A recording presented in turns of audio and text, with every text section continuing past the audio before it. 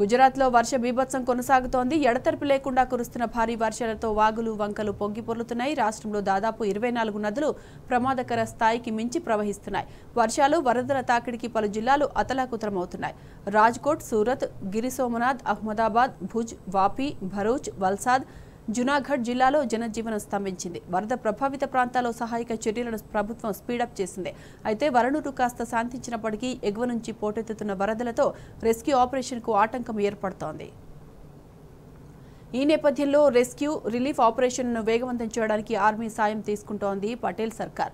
ద్వారకా, ఆనంద్, వడోదర, ఖేడా, మోర్చి, రాజ్కోట్ జిల్లాలో సైన్యం సహాయక చర్యలు కొనసాగిస్తోంది. మరో 14 ఎన్డీఆర్ఎఫ్, 22 ఎస్డీఆర్ఎఫ్ బృందాలు రెస్క్యూ ఆపరేషన్లో పాల్గొంటున్నాయి. సీఎం భూపేంద్ర పటేల్ వర్షాల పరిస్థితి, సహాయక చర్యలు సమీక్షించేందుకు ఉన్నత స్థాయి సమావేశాన్ని ఏర్పాటు చేశారు. భారీ వర్షాలతో నదులు పొంగి పొర్లుతున్నాయని, నదులు, డ్రైన్స్, సరస్సుల్లోకి ఎవరు వెళ్లకుండా జాగ్రత్తలు తీసుకోవాలని కలెక్టర్ను ఆదేశించారు. ఇదిలా ఉంటే రాష్ట్ర వ్యాప్తంగా మరో 3 రోజుల పాటు అతి భారీ వర్షాలు కురుస్తాయని హెచ్చరించింది ఐఎండీ. భారీ వర్షాల దృష్ట్యా 11 జిల్లాలకు రెడ్ అలర్ట్ ప్రకటించింది.